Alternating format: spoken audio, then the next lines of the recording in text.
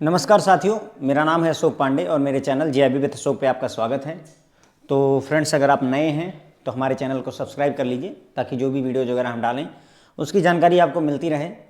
ठीक है, तो हमने शुरुआत करी है फ्रेंड्स जो है accounting and financial management for bankers के लिए AFB से, AFM से, sorry, accounting and financial management for bankers, इसको FM बोलते हैं शार्ट में। ये आपका तीसरा पेपर है जीआईबी का। इसमें हम मॉड्यूल C कर रहे हैं करंट टाइम पे, और उसमें भी हम चैप्टर नंबर 23 का पार्ट 3 आज करने वाले हैं। ये चैप्टर है फ्रेंड्स आपका फॉरेन एक्सचेंज के बारे में, फॉरेक्स अर्थमेटिक के बारे में है। बेसिकली 2 पार्ट ऑलरेडी हो चुके हैं, ये तीसरा पार्ट है और इसी के साथ में ये चैप्टर आपका पूरा का पूरा यहाँ पर कवर हो जाता है फ्रेंड्स। कोई चीज़ बचती नहीं है। जीआईबी के मतलब लेवल पर जितनी ज़रूरत है उससे ज़्यादा ही मैंने आपको बताया हुआ है, जिससे कि आपको मार्क्स स्कोर करने में कोई दिक्कत नहीं होगी। अगर आप इससे फॉरेन एक्सचेंज पढ़ के जाते हैं तो मेरे हिसाब से अगर मैकमिलन के विद इन एरिया में रहेगा तो आप 100% आंसर कर पाओगे।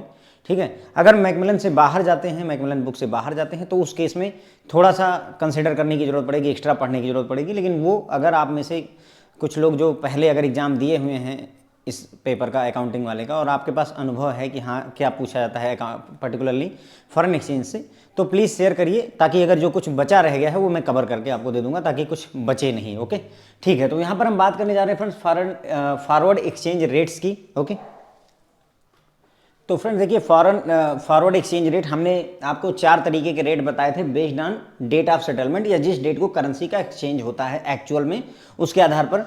जिसमें पहला रेडी या कैश था। ठीक है, पहला रेडी या कैश था, दूसरा टर्म था, तीसरा स्पॉट था, और अगर स्पॉट से भी बाहर जाते थे तब जाकर के फॉरवर्ड आता था। ठीक है, तो हम यहाँ पर बात फॉरवर्ड रेट, एक्सचेंज रेट की बात करने जा रहे हैं। फॉरवर्ड कब होता है? जब स्पॉट की जो डेट है वो भी निकल जाए और उससे अगले दिन से लेकर कभी भी अगर जो है सेटलमेंट हो रहा है या करेंसी का स्वैप मतलब एक्सचेंज हो रहा है, तो फिर हम उसे फॉरवर्ड रेट बेसिस पर कैलकुलेट करते हैं। अब फॉरवर्ड रेट की एक खासियत होती है कि फॉरवर्ड रेट डायरेक्ट लिख करके नहीं आता है कभी भी।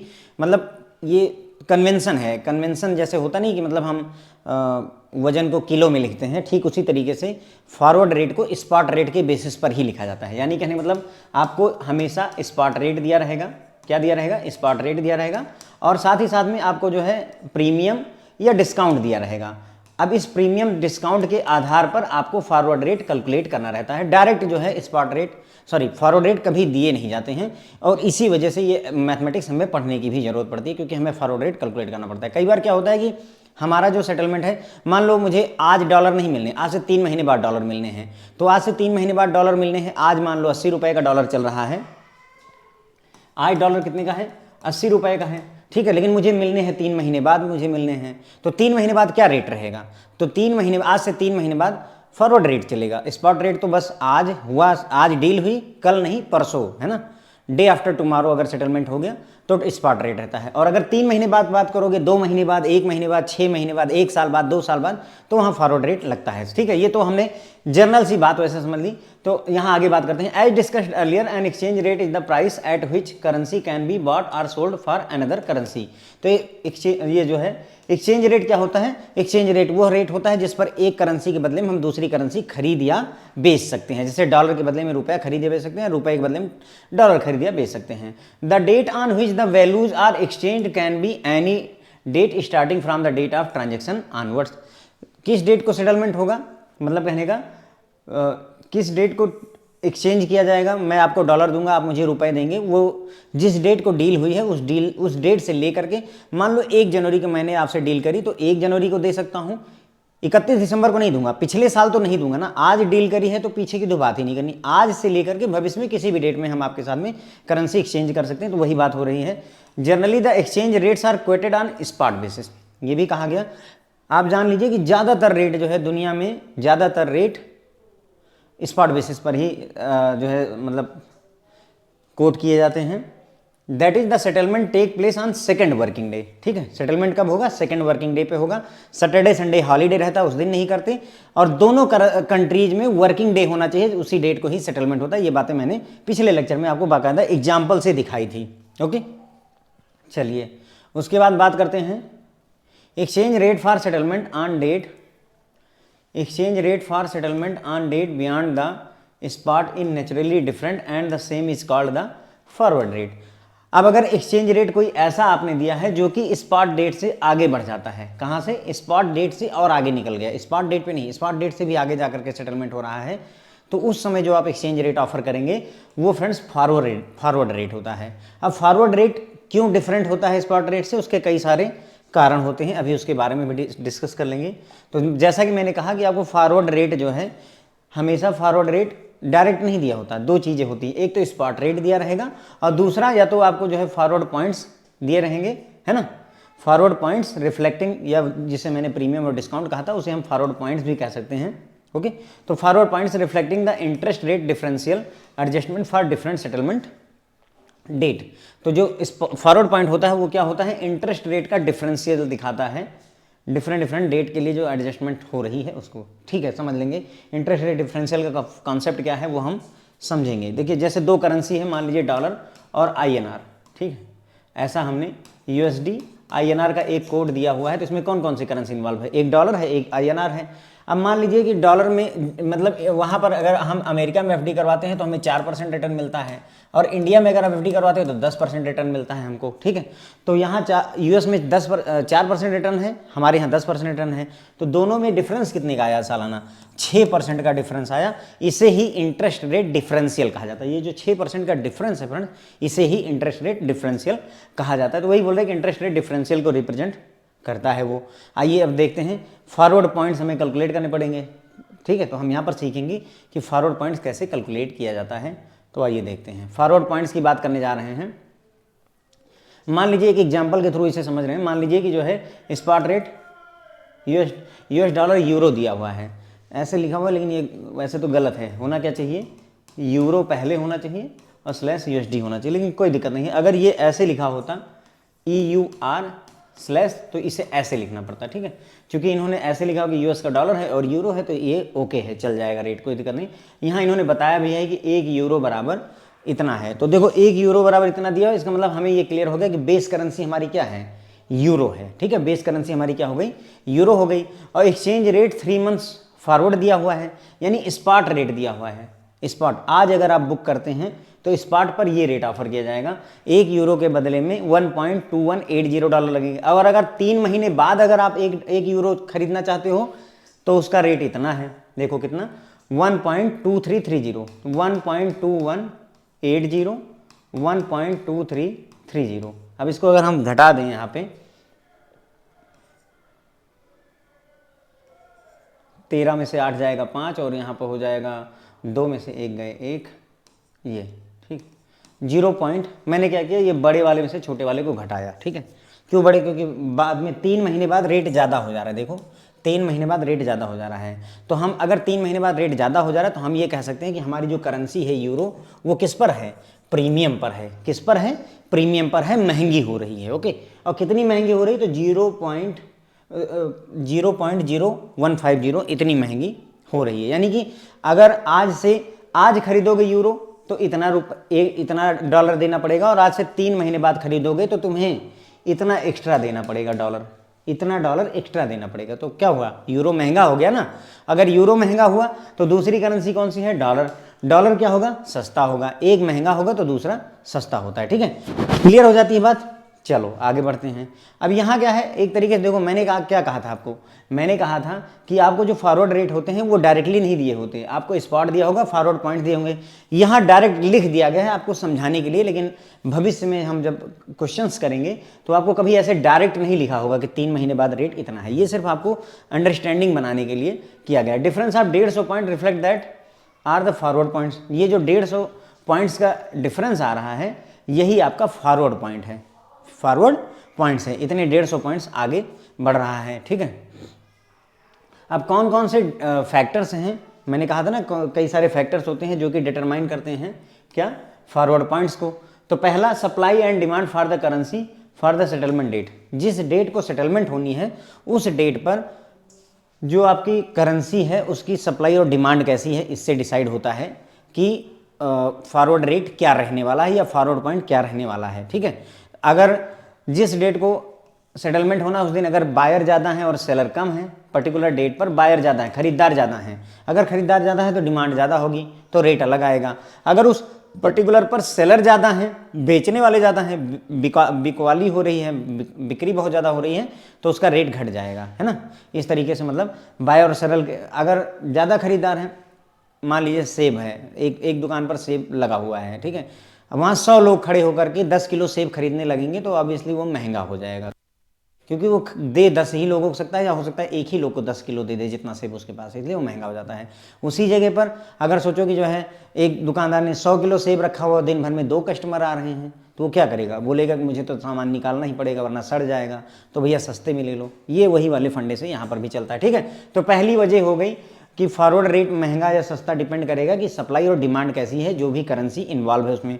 दूसरा, मार्केट व्यू भी डिसाइड करता है, मार्केट का क्या एक्सपेक्टेशन है, ऊपर जाएगा कि नीचे आएगा, तो उसकी वजह से भी फॉरवर्ड रेट में डिफरेंस आता है। एक्सपेक्टेशन क्या है about the future and development likely to take place in interest rate and foreign exchange, ठीक है। तो मतलब इंटरेस्ट रेट बढ़ने वाला है कि घटने वाला है, फॉरेन एक्सचेंज मार्केट इंप्रूव करेगी डिक्रीज करेगी, ये सारी स्पेकुलेशन जो होती हैं।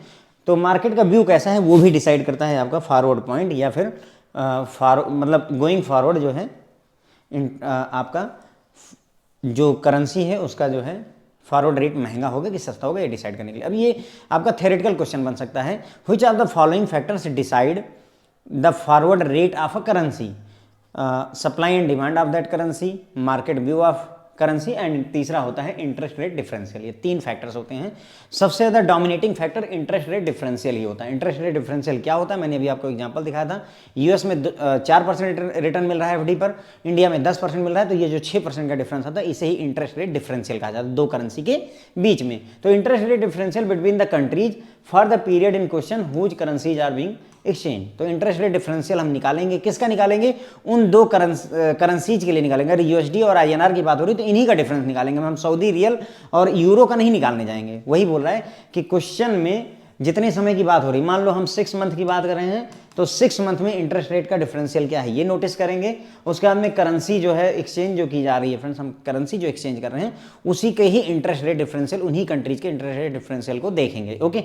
लेकिन मैंने आपको बताया कि मोस्ट डोमिनेंट फैक्टर जो होता है, मोस्ट डोमिनेंट फैक्टर कौन होता है, इंटरेस्ट रेट डिफरेंशियल ही होता है बिटवीन 2 करेंसीज।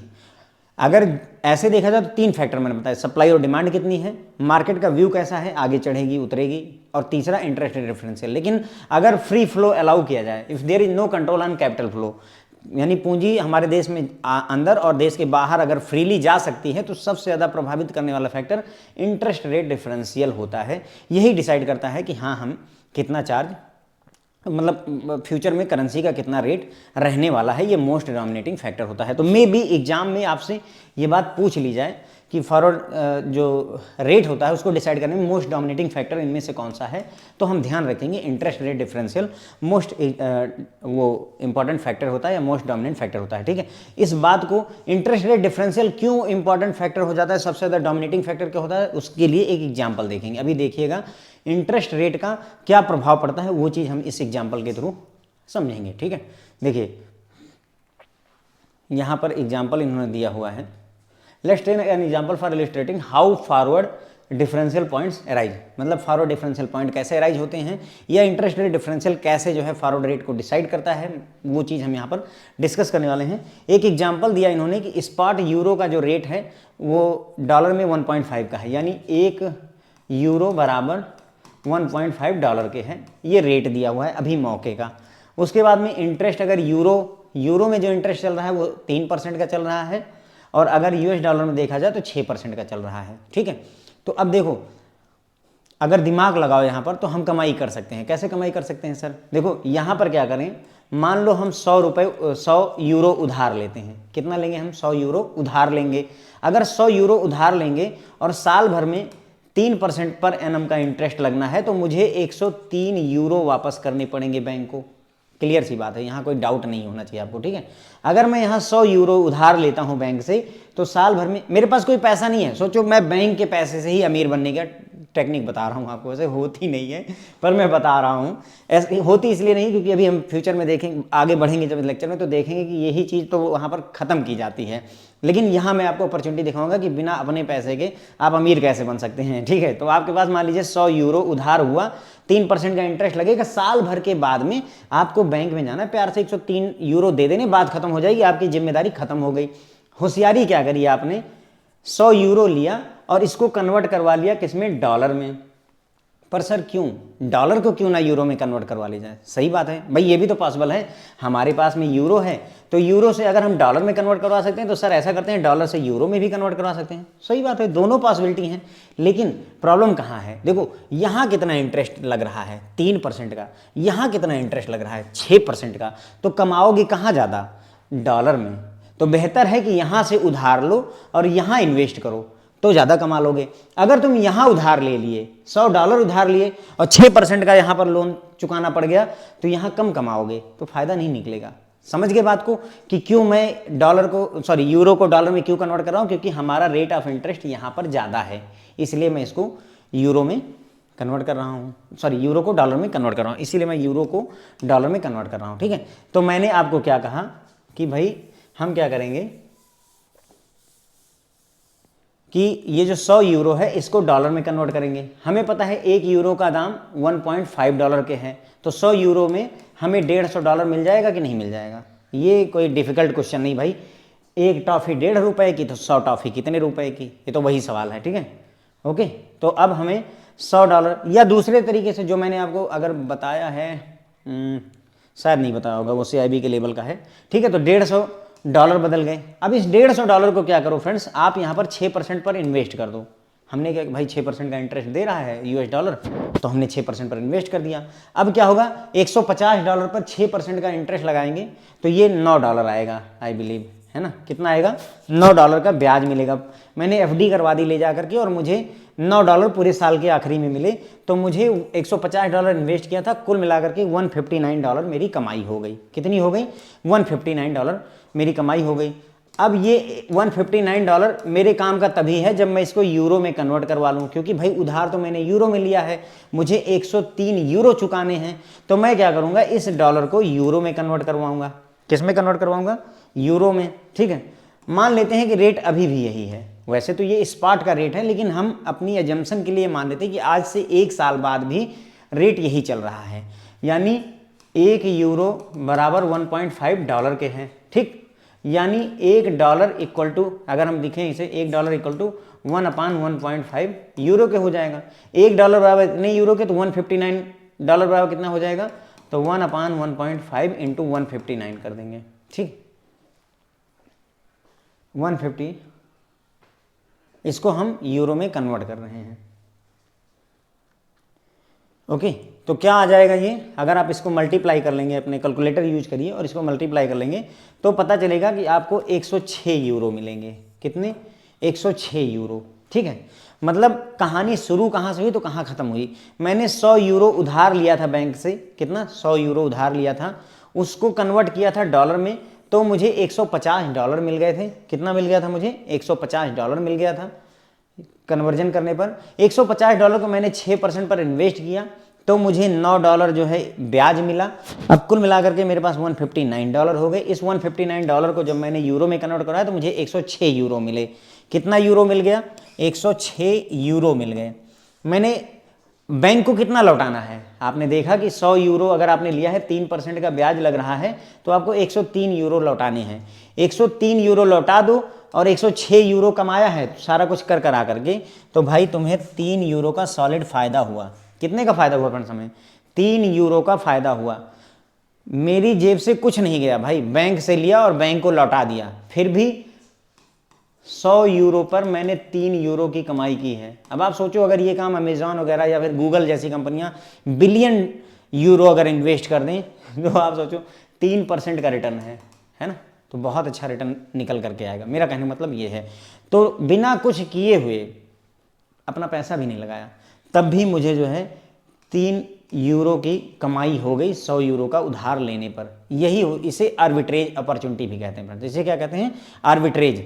एक जगह से उधार लेना और दूसरी जगह जहां महंगे में रिटर्न है वहां इन्वेस्ट करना और फिर लौटा देना। यानी जैसे बहुत सारी पॉन्जी स्कीमें जो चलती हैं उनमें क्या होता है, पॉन्जी स्कीमों में पता चलता है कि आपको 20% रिटर्न मिल रहा है। कितना रिटर्न? 20%। 1 लाख जमा करेंगे, अगर आप 1 लाख जमा करेंगे तो आपको साल भर में 20,000 रुपये इंटरेस्ट मिलेगा। तो आदमी क्या करता है, बैंक में गया और वहाँ पर 9% पर उधार ले लिया, उसने 9% पर लोन ले लिया। अब उसको क्या है, 1 लाख रुपए पर 9,000 रुपये ही ब्याज देना है साल का। 1 लाख पर 9,000 साल का ब्याज देना है और मिल कितना रहा है, 20,000 रुपये का। तो उसने क्या किया, 11,000 रुपये हर साल कमा लिया। अपना कुछ नहीं लगा, बैंक से उधार लिया, वहाँ चढ़ाया और कमा लिया। यही होता है आर्बिट्रेज अपॉर्चुनिटी। ओके, तो मैं यहाँ क्या समझाना चाहता था कि भाई $3 की आपकी कमाई हो गई, लेकिन अब अगर इतनी ज़्यादा कमाई होने लगेगी तो प्रॉब्लम क्या खड़ी होगी। इससे प्रॉब्लम क्या होगी फ्रेंड्स, जो है देखिए मैं बताता हूँ फ्रेंड्स। प्रॉब्लम ये होगी आपके लिए कि जितने भी ये आपके यूरो वाले लोग हैं ना, ये सारे के सारे क्या करेंगे, सब ले जाके अमेरिका में ही इन्वेस्ट कर देंगे, अपने देश में करेंगे ही नहीं। उनको पता चला कि वहाँ 6% मिल रहा है तो काहे के लिए रिस्क लेंगे, वो तुरंत बोलेंगे भैया चलो वहीं, सब पैसा वहीं। अब यूरो वाली कंट्री की स्थिति क्या होगी, भाई सारा का सारा यूरो डॉलर में कन्वर्ट हो रहा है, वहाँ इन्वेस्ट हो रहा है, तो यूरो तो परेशानी में चला जाएगा, उनका पैसा ही नहीं बचेगा। इसी चीज़ को रोकने के लिए वो लोग क्या करते हैं, मैं बताता हूँ। ये बोलते हैं कि ऐसा है कि 100 यूरो तुम यहाँ से उधार लोगे और तुम इस पर 3% का ब्याज दोगे तो 103 यूरो तुम मुझे वापस करोगे, ठीक है कोई दिक्कत नहीं है। यही 100 यूरो, क्योंकि एक्सचेंज रेट चल रहा है 1.5 का, तो तुम्हारी कंट्री में, यूएस की कंट्री में $150 के बराबर होगा और इस पर ब्याज तुम्हें 6% का मिल रहा है, तो ये $159 के बराबर हो जाएगा एक साल में, ठीक है। यानी यहाँ का जो 100 यूरो है वो वहाँ के $150 के बराबर है, दोनों को बराबर कर दिया, ये दोनों अमाउंट सेम हो गए। 3% का ब्याज लगा तो 103 यूरो तैयार हुआ और 6% का ब्याज लगा तो $159 तैयार हुआ। तो ये बोलते हैं कि 103 यूरो इक्वल टू $159 के कर दो, ठीक है, कर दिया हमने। तो यूरो इक्वल टू 1 यूरो बराबर कितना हो जाएगा, $159 अपान 103। ये हो गई स्थिति। अब इसको कैलकुलेट कर लीजिए अगर आप कैलकुलेटर की सहायता से, तो ये आ रहा है फ्रेंड्स 1.5437 लगभग, इतना आ रहा है जब आप इसको कैलकुलेट करते हैं कैलकुलेटर की सहायता से, तो ठीक है। तो ये कितने समय बाद का है, 1 साल के बाद का है। क्यों 1 साल के बाद का है, क्योंकि 1 साल का 3% इंटरेस्ट बन के ये हो रहा है और 1 साल का 6% लग करके ये आ रहा है।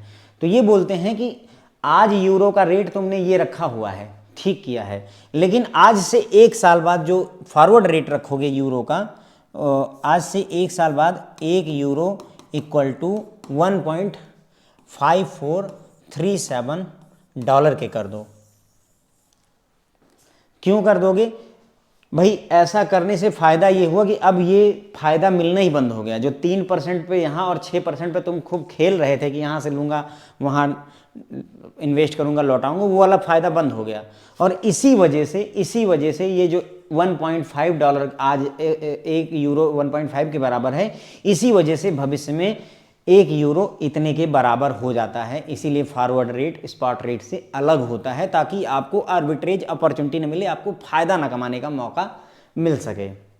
क्लियर हो गई बात? ओके, तो बस यही थी पूरी कहानी फ्रेंड्स, जो है ये यही पूरा इसमें यही समझाया गया है। देखिए मैंने आपको पूरा समझा दिया है, कोई नई चीज़ यहाँ पर नहीं बात हो रही। देखो यहाँ पर क्या है, यूरो आपने $100 यूरो स्पॉट बोरोइंग कर दी, फिर उसको सेल कर दिया, है ना। 100 जब आपने बेचा तो आपको जो आपके 100 यूरो थे वो चले गए, यहाँ आए, बैंक से उधार लिया तो आए, और जब बेचा तो चले गए, लेकिन बदले में तुम्हारे पास में $150 आ गए। $150 क्यों आ गए, क्योंकि 1 यूरो $1.50 के बराबर है, इसलिए 150 आ गया। साल भर में इंटरेस्ट कितना लगा, 3 का, है ना, 3% का, तो 103 यूरो हो गया। यहाँ पर जो है 9 का हुआ तो 159 हो गया, ठीक। और यहाँ पर जो आपका 159 को जब हमने कन्वर्ट किया तो 106 यूरो के बराबर आ गए। तो 106 यूरो हमने यहाँ से कमाया है यूएस वाले से, और 103 यूरो हमें लौटाने थे, तो कुल मिला करके सॉलिड बेनिफिट हमको 3 यूरो का हुआ। यही ये चार्ट बता रहा है, मैंने आपको पूरा बाकायदा एग्जाम्पल के थ्रू समझाया। तो यही बोल रहे हैं कि 10 इस तरीके से व्यक्ति क्या कर रहा है कि $3 का फ़ायदा कमा ले रहा है। 10 a person can make $3 in 1 year by burrowing euro. Euro को उधार लेगा, कन्वर्ट करेगा उसे US डॉलर में, और 1 साल के बाद में उस डॉलर को फिर से यूरो में कन्वर्ट करेगा तो उसको 3 यूरो का सॉलिड फायदा हो रहा है। However it is being presume that dollar and euro rate continue to be same for the spot and 1 year forward. लेकिन हमने ये एज्यूम किया था, क्या एज्यूम किया था कि 1 यूरो और equal to 1 euro equal to 1.5 dollar आज भी है और आज से 1 साल बाद भी है। ये एजम्पशन हम करके चले थे, ठीक है। Theoretically speaking the returns on both the currencies will be same and the forward exchange rate of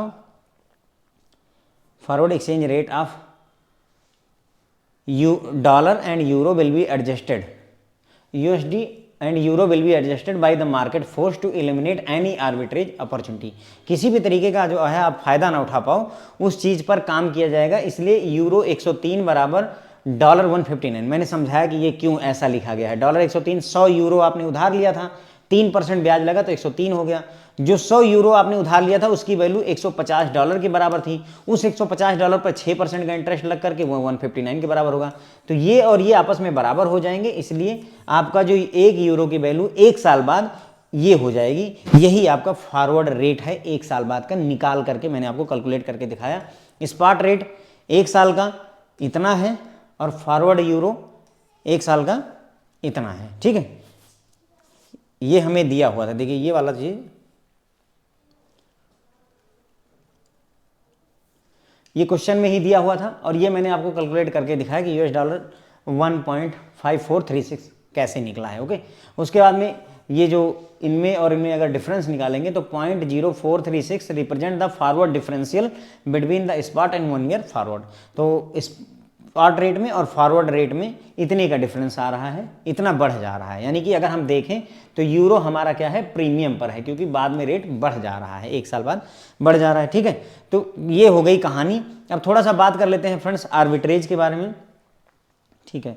lecture थोड़ा सा बड़ा हो जाएगा मुझे लग रहा है, क्योंकि काफ़ी समय लग गया इसमें, लेकिन यह है, होप है कि आपको समझ में आई होंगी चीज़ें। आर्बिट्रेज का मतलब होता है, एक आर्बिट्रेज यही है, एक जगह से लोन लिया और दूसरी जगह पर जो है इन्वेस्ट किया और फिर वापस करके फ़ायदा कमा लेना। इंटरेस्ट के थ्रू भी कर सकते हैं, फॉरेन एक्सचेंज के थ्रू भी कर सकते हैं। एक जगह पर रेट कम है, एक जगह पर रेट ज़्यादा है, जहाँ कम है वहाँ से खरीदो, जहाँ ज़्यादा है वहाँ महंगे में बेचो, है ना। करते हैं। आर्बिट्रेज क्या होता है, देखो दुकानदार क्या करता है, किसान के पास गया और उससे 20 रुपये पर केजी के हिसाब से, 20 रुपये पर केजी के हिसाब से मान लो गेहूँ खरीद लिया उसने। क्या किया, 20 रुपये पर केजी के हिसाब से गेहूँ खरीदा और वो पूरा गेहूँ लदा करके मार्केट में पहुंचा। वहाँ पता चला भैया 22 रुपये पर केजी चल रहा है, 22 रुपये पर केजी चल रहा है। तो 20 रुपये में खरीदा, 22 रुपये में बेचा। उसी दिन ही अगर वो बेचे तो उसको 2 रुपये पर केजी के हिसाब से बेनिफिट हो गया। यही आर्बिट्रेज है सरल भाषा में, और फॉरेन एक्सचेंज की भाषा में भी यही आर्बिट्रेज है। आर्बिट्रेज और कुछ नहीं है। 15,000 का मोबाइल खरीदो, दोस्त को जो है 16,000 में बेच दो, आर्बिट्रेज कर लिया तुमने, ठीक है। Arbitrage is an operation by which one can make risk free profit by undertaking offsetting transaction. Offsetting transaction मतलब एक जगह खरीदो एक जगह बेचो। ऑफसेट करने का मतलब ये होता है, जैसे गेहूं एक जगह खरीदा दूसरी जगह बेचा, मोबाइल एक जगह खरीदा दूसरी जगह बेचा। मतलब हम रखेंगे नहीं, हम अपने पास उधार रखेंगे नहीं। ये नहीं कि सोना खरीदा रख लिया साल भर, नहीं। दुकानदार से सोना खरीदा 54,000 रुपये पर 10 ग्राम का और किसी को 55,000 पर 10 ग्राम का बेच दिया, तुरंत ही 1,000 का फायदा ले लिया। तो वो बोलते हैं ऑफसेटिंग ट्रांजैक्शन। ऑफसेट होती है एक खरीद और एक बेच एक खरीद होगी। Arbitrage can be in interest rate. तो हम आर्बिट्रेज का फायदा इंटरेस्ट रेट में भी पा सकते हैं। जैसे मैंने आपको एक एग्जांपल अभी दिखाया कि यूरो में 3% का है और वहाँ पे यूएस में 6% का है। तो ये जो डिफरेंस था उसका फ़ायदा उठा करके हमने आर्बिट्रेज करके दिखाया था, ठीक है। Borrow at one centre and lend at another at high rate. मतलब एक जगह से उधार लो सस्ते में और दूसरी जगह पर जो है उधार दो महंगे में, तो आपको फ़ायदा मिल जाएगा। जो बैंक करता है, देखो बैंक क्या करता है, सेविंग अकाउंट में जो पैसा पड़ा हो उस पर 4% देता है। कितना देता है, 4%। हो सकता है 3.25 भी हो। सेविंग अकाउंट पर 4% दे रहा है और इसी पैसे को जब बैंक लोन उठाता है तो 9% चार्ज करता है। तो सस्ते में पैसा लिया जनता से और महंगे में पैसा दिया जनता को और 5% का आर्बिट्रेज कमा लिया, ठीक है। तो इंटरेस्ट रेट में भी हम आर्बिट्रेज कर सकते हैं।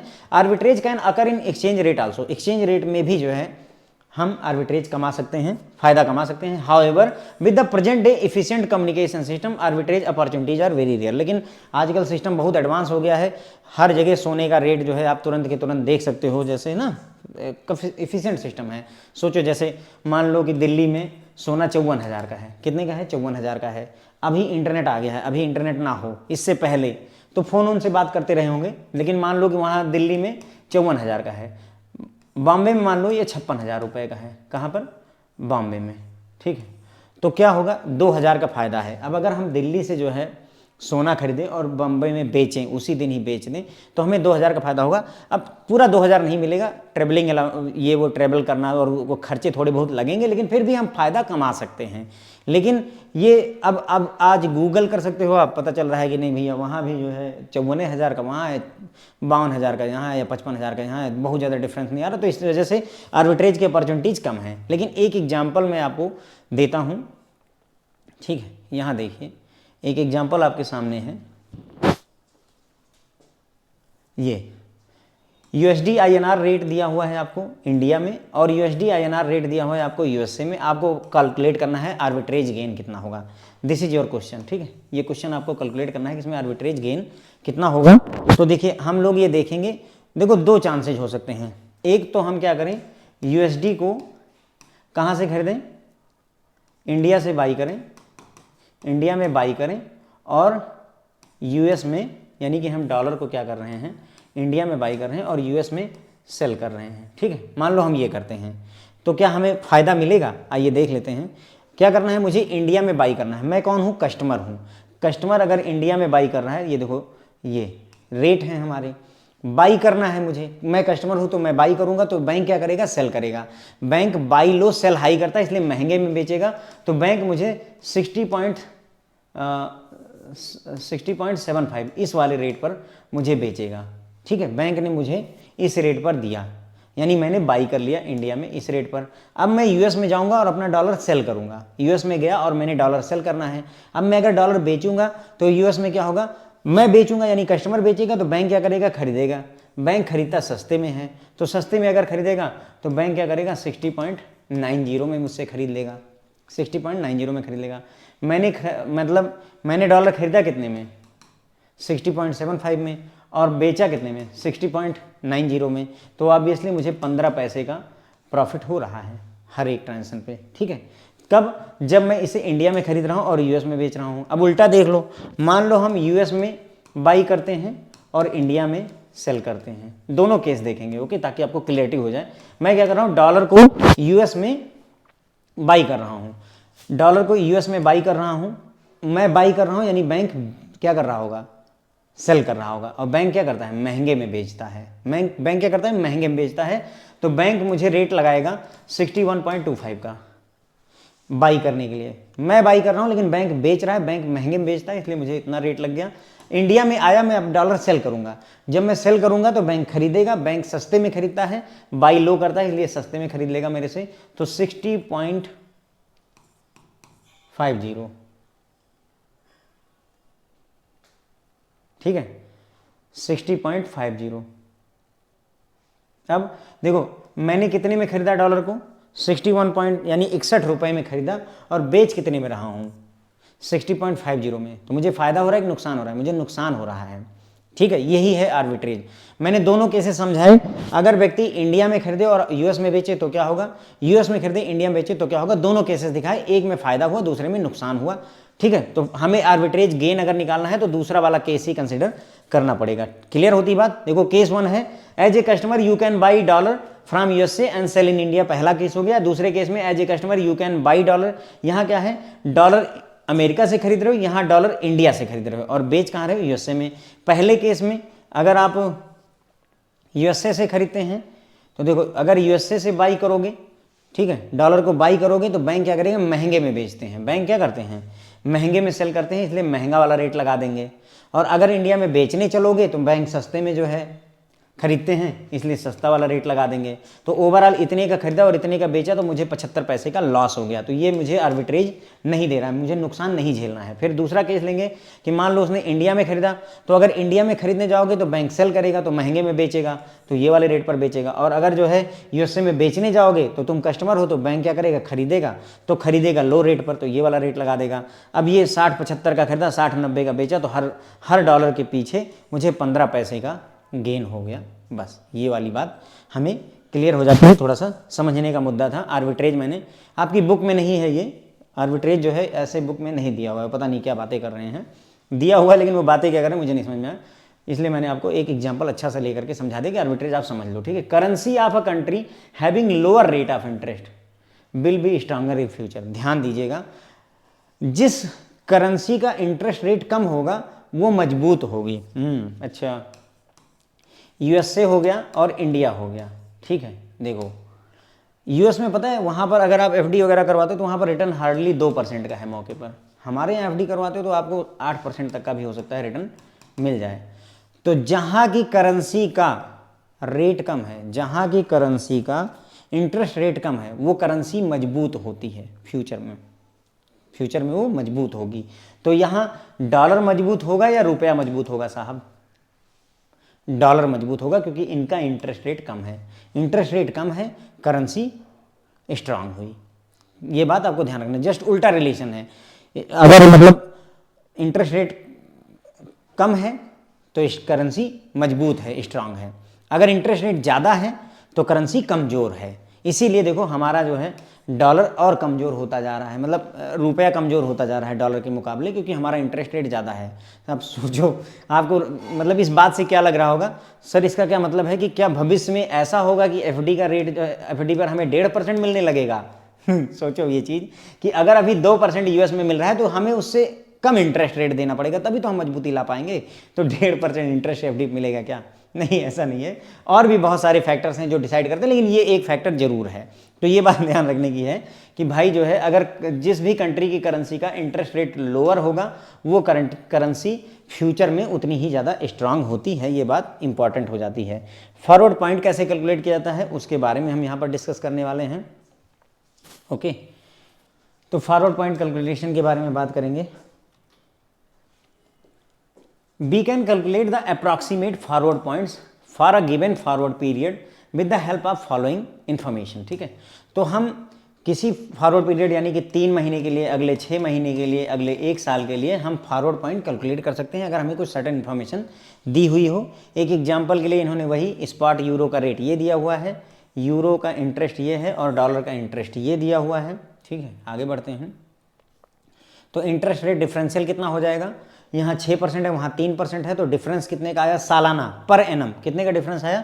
3% का। तो interest rate differential 3% per annum हो गया। फॉरवर्ड पीरियड मान लेते हैं कि हम 90 दिन के लिए कैलकुलेट कर रहे हैं, और नंबर ऑफ डेज कितने समय के लिए हम फॉरवर्ड रेट निकालने जा रहे हैं, फॉरवर्ड पॉइंट, तो मान लीजिए कि जो है 90 दिन के लिए निकालने जा रहे हैं। आज से 3 महीने बाद कितना होगा फॉरवर्ड पॉइंट, और नंबर ऑफ डेज साल में कितने हम लेंगे, तो 360 लिया गया है। जनरली आप 365 लेंगे, अगर लिखा गया है कि 360 लेना है तो 360 लेंगे, अदरवाइज 365 दिन मानकर चला जाएगा। ठीक है, तो फार्मूला होता है फ्रेंड्स फॉरवर्ड पॉइंट के लिए, ये जो आपको रेड कलर में दिखा गया है, फॉरवर्ड पॉइंट के लिए फार्मूला है ये। क्या फार्मूला है? स्पॉट रेट ले लीजिए, उसको मल्टीप्लाई कर दीजिए इंटरेस्ट रेट डिफरेंशियल से। इंटरेस्ट रेट डिफरेंशियल कितना था हमारा? 6% था यूएस में, 3% था यूरो वाली कंट्री में, तो कुल मिलाकर के 3% का डिफरेंस है। क्योंकि 3% है तो यहाँ 3 लिखेंगे, परसेंट को हटाने के लिए बटे 100 यानी अपान 100 भी कर देंगे। चलो ये भी याद हो गया। इनटू फॉरवर्ड पीरियड, कितने समय के लिए हम ये निकालना चाहते हैं फॉरवर्ड पॉइंट, तो मान लो 90 दिन के लिए निकालना चाहते हो तो 90 दिन यहाँ लिख दो, और साल भर में कितने दिन लेने हैं, तो क्वेश्चन में लिखा ही है कि 360 दिन लेने, इसलिए 360, अदरवाइज 365 डेज लेते हैं हम। ठीक है, देखो ये हो क्या रहा है, पूरे साल में 360 डेज हैं और यहाँ पर कितना है 90 डेज। क्यों?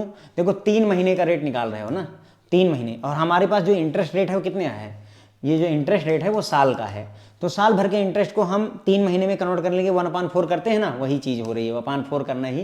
देखो यहाँ क्या हो रहा है, 3 महीने और अपान पूरे साल में 12 महीने, तो कुल मिलाकर के 1/4 वाली सिचुएशन बन रही है। तो हो क्या रहा है, हम इंटरेस्ट रेट, पूरे साल के इंटरेस्ट रेट को इस फैक्टर से पूरे साल के इंटरेस्ट को 3 महीने में कन्वर्ट करने का प्रयास कर रहे हैं, ये और कोई नई चीज़ नहीं है। देखो तो कुल मिलाकर के स्पॉट रेट हमारे पास होना चाहिए, उसको मल्टीप्लाई करना है इंटरेस्ट रेट डिफरेंशियल से। Interest rate differential per annum का लेंगे तो 3% आया। क्वेश्चन में आपको दिया होगा, है ना, मान लो अगर लिखा हुआ है एक करेंसी का 8% लिखा है, दूसरी करेंसी का 2% लिखा है, तो भाई इनका दोनों का डिफरेंस 6% हो जाएगा। तो यहाँ 6 ले लीजिएगा, 6% होता है तो उसको परसेंट की जगह पर यहाँ अपान 100 लिख देंगे, ठीक है। उसके बाद में इसको, ये पूरे साल का है, पर एनम का है। अब अगर तुम्हें मान लो 6 महीने का निकालना है तो 1/2 करोगे, अगर 3 महीने का निकालना है तो 1/4 करोगे, अगर 1 महीने का निकालना है तो 1/12 करोगे, वही वाली बात है, ठीक है। तो हम फार्मूला ध्यान रख सकते हैं थोड़ा बहुत, जो मैंने आपको टेक्निक बताई उसकी सहायता से, ठीक है। अब देखो स्पॉट रेट कितना दिया हुआ था हमारा, 1.5 दिया हुआ था क्वेश्चन में, ऊपर के क्वेश्चन से ही अब सारा डेटा हम उठाएंगे। देखिए स्पॉट रेट कितना है, 1.5 का है। इंटरेस्ट रेट डिफरेंशियल 6 में से 3 गए, 3 है, 3% per annum.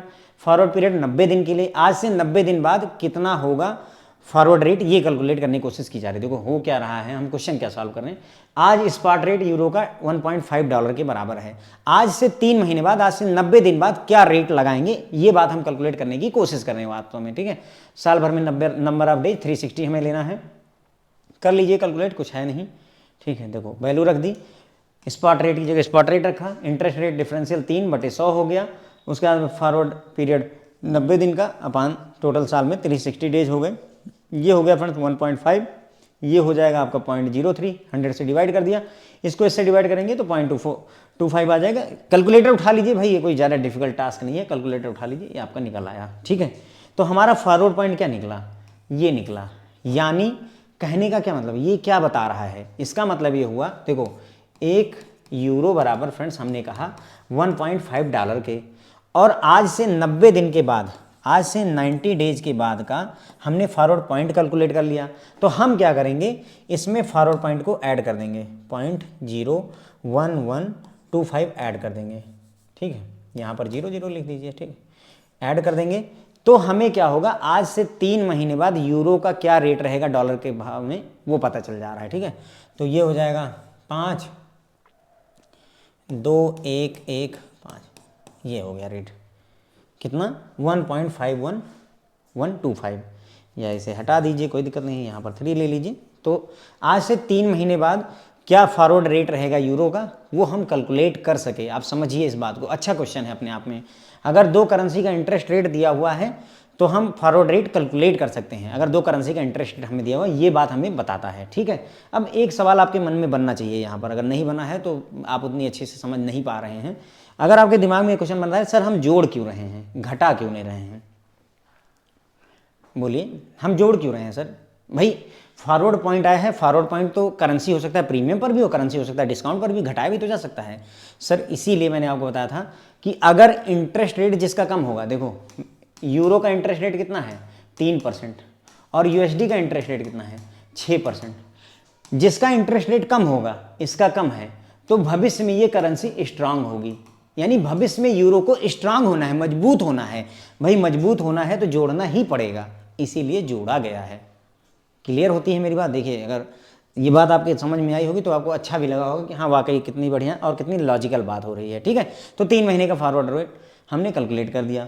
Forward rate difference, forward differential है, फॉरवर्ड रेट डिफरेंशियल को स्वैप रेट के नाम से भी जाना जाता है।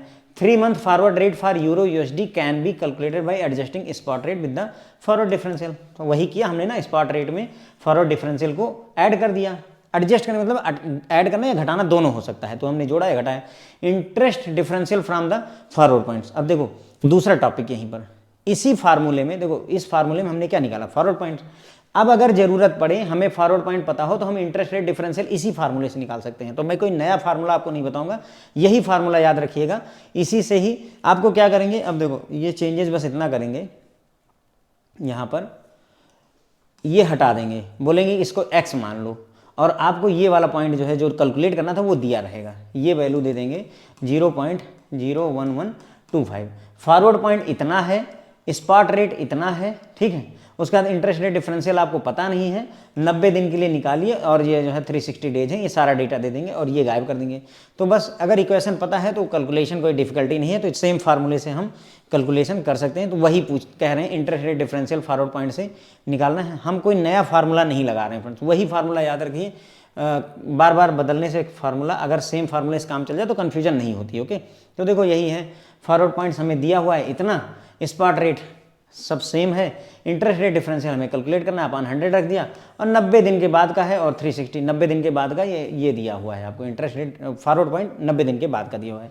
बस उठा करके भाई ये इंटरेस्ट रेट डिफरेंशियल इधर रखिए, सारी वैल्यूज उधर ले जाइए, तो ये यहाँ रहेगा, जो 100 नीचे है ये मल्टीप्लाई में चला जाएगा, जो 360 नीचे है मल्टीप्लाई में चला जाएगा, जो आपका ये ऊपर है यहाँ डिवाइड में आ जाएगा, 90 ऊपर है डिवाइड में आ जाएगा। कैलकुलेट करेंगे आपको 3% पर एनम निकल करके आ जाएगा। तो अगर आपको फॉरवर्ड पॉइंट पता है तो इंटरेस्ट रेट डिफरेंशियल भी पता किया जा सकता है दो करेंसी के बीच में। हम ये नहीं बता सकते कि दोनों करेंसी का रेट अलग अलग क्या है, इंटरेस्ट रेट अलग अलग नहीं बता सकते, लेकिन दोनों में अंतर 3 का है, ये बात हम कैलकुलेट करके आपको बता दिए। हो सकता है कि एक में 5% हो, एक में 2% हो, आप ये नहीं बता सकते कि एक में 3% है, एक में 6% है, लेकिन हमें ये जरूर पता है कि दोनों को अगर घटाएंगे तो 3% का डिफरेंस निकल करके आएगा।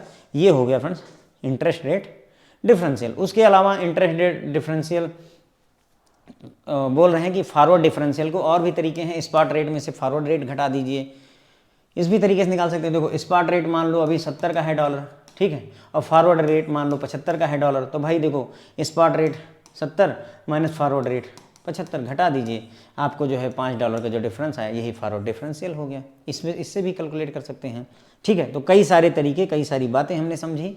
प्रीमियम और डिस्काउंट की बात कर लेते हैं थोड़ी बहुत, ठीक है। प्रीमियम एंड डिस्काउंट, देखिए प्रीमियम एंड डिस्काउंट की बात करें, as discussed earlier forward exchange rates are quoted when the value date of the foreign exchange transaction is beyond spot date. यानी कि फॉरवर्ड रेट हम कब जो है क्वेट करते हैं, जब हमारी जो सेटलमेंट होनी है वो स्पॉट डेट से आगे बढ़ जाए तब करते हैं। स्पॉट एक्सचेंज रेट और फॉरवर्ड रेट डिफरेंट होते हैं। Difference between spot rate and forward rate को हम फॉरवर्ड डिफरेंशियल कहते हैं। स्पॉट रेट और फॉरवर्ड रेट के बीच में जो अंतर होता है उसे फॉरवर्ड डिफरेंशियल कहा जाता है, ओके। और सेम जो है प्रीमियम भी हो सकता है और डिस्काउंट पर भी हो सकता है, यानी हमारी करेंसी प्रीमियम पर भी हो सकती है, यानी फॉरवर्ड डिफरेंशियल आपका प्लस भी हो सकता है, आपका माइनस भी हो सकता है। ये बात मैंने एग्जांपल में वहाँ पर दिखाई थी। अब इसको जो है स्पॉट और फॉरवर्ड रेट को इलस्ट्रेशन से समझेंगे। एक एग्जाम्पल यहाँ आपके सामने दिया हुआ है, देखिए ये लिखा हुआ है स्पॉट इंटरबैंक रेट, यानी कि अभी स्पॉट रेट क्या है, आज डील करोगे, कल नहीं परसों आपको करेंसी मिलेगी, तो उसके लिए $1 इतने का है, 3 महीने आगे बढ़ने पर डॉलर इतने का है। तो देखो 74 यहाँ 8450 है, यहाँ 8725 है, तो बढ़ गया ना। देखो अगर आप ध्यान दो तो ये महंगा हो गया है। तो हमारी जो डॉलर करेंसी है, बेस करेंसी कौन सी है, डॉलर, ये प्रीमियम पर है। क्या बोलेंगे, प्रीमियम पर है, कॉस्टली हो रही इसलिए प्रीमियम पर है। अगर डॉलर प्रीमियम पर है इसका मतलब रुपया जो है डिस्काउंट पर है। एक प्रीमियम पर है तो दूसरा डिस्काउंट पर है।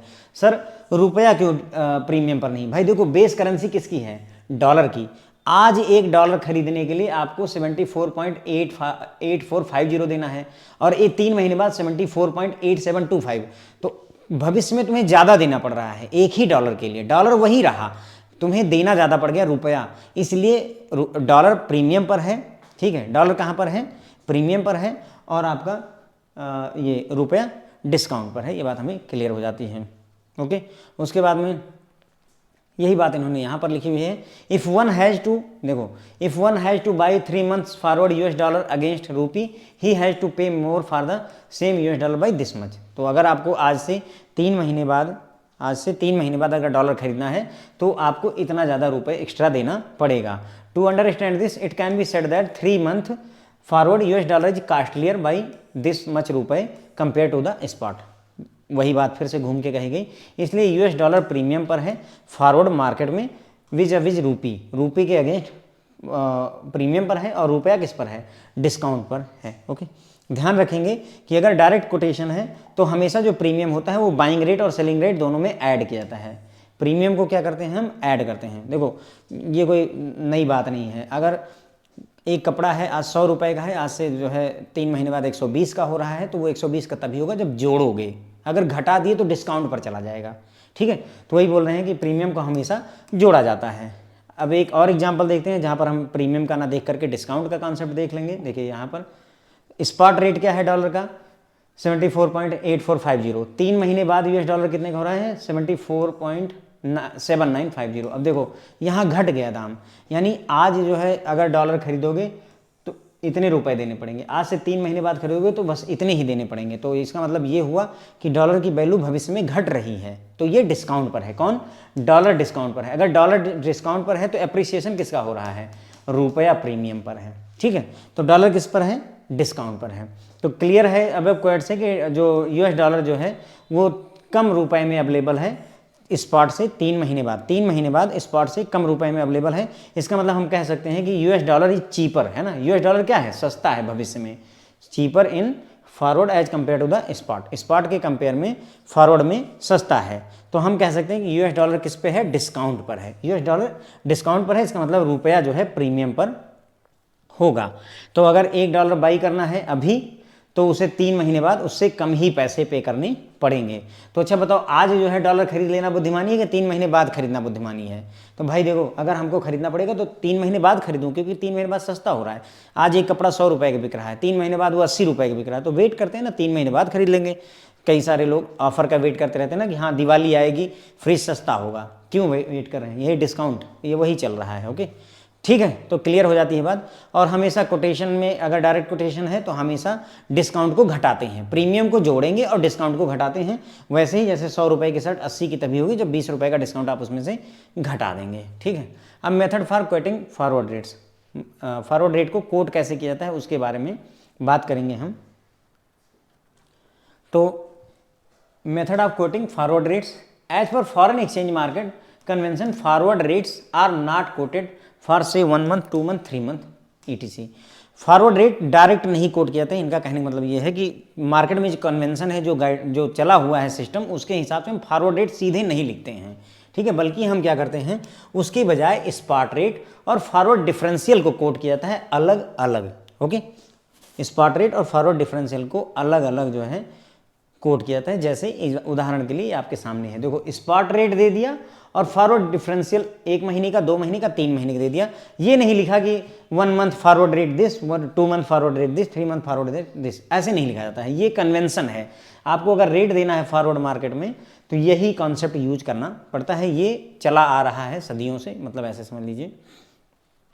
ठीक है, उसके बाद में ठीक है, ये बात मैंने आपको बता दी। तो स्पॉट रेट यूज होता है और फॉरवर्ड डिफरेंशियल आप यूज करेंगे, spot rate and forward differential to arrive forward rate for, मान लो 3 महीने का फॉरवर्ड रेट अगर आपको लाना है, the spot rate is adjusted to the forward point for 3 month. तो हम क्या करेंगे, स्पॉट रेट को एडजस्ट करेंगे 3 महीने के फॉरवर्ड पॉइंट के हिसाब से। एडजस्ट करने मतलब हम जोड़ भी सकते हैं और घटा भी सकते हैं। अगर प्रीमियम पर है करेंसी तो जोड़ेंगे, अगर डिस्काउंट पर है तो घटाएंगे। ठीक है, एग्जाम्पल देखते हैं। US डॉलर यूरो का, 1 यूरो जो है इतने के बराबर है, 1 यूरो इतने डॉलर के बराबर है। तो ये बाइंग रेट हो जाएगा बैंक के लिए, ये सेलिंग रेट हो जाएगा। The currency which is being bought and sold is euro.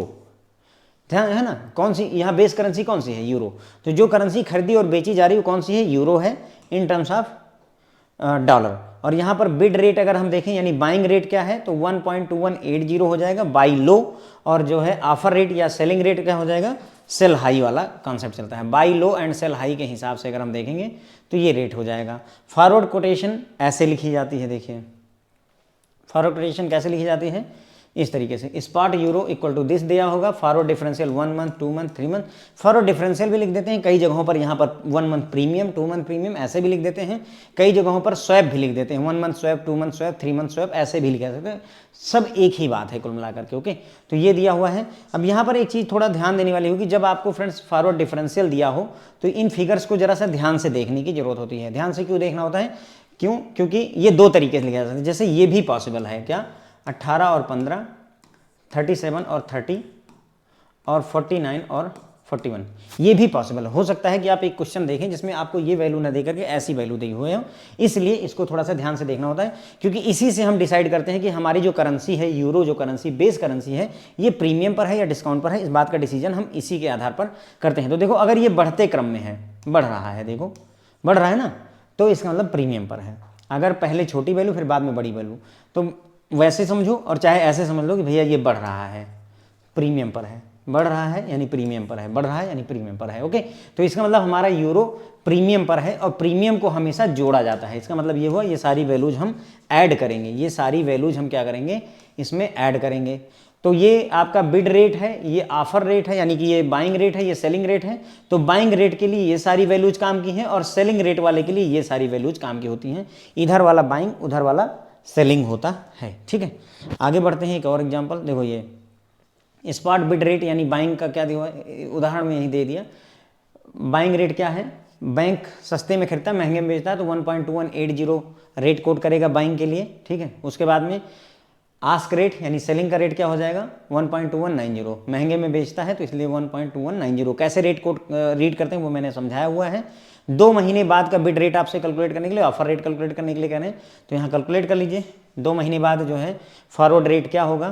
तो देखो बिड रेट क्या है, यानी कि बाइंग रेट है 2180 का और सेलिंग रेट है 1.2190 का। ये है सेलिंग और ये है बाइंग। ठीक है, हमने रेट लिख दिया, बाइंग रेट हो गया, सेलिंग रेट हो गया।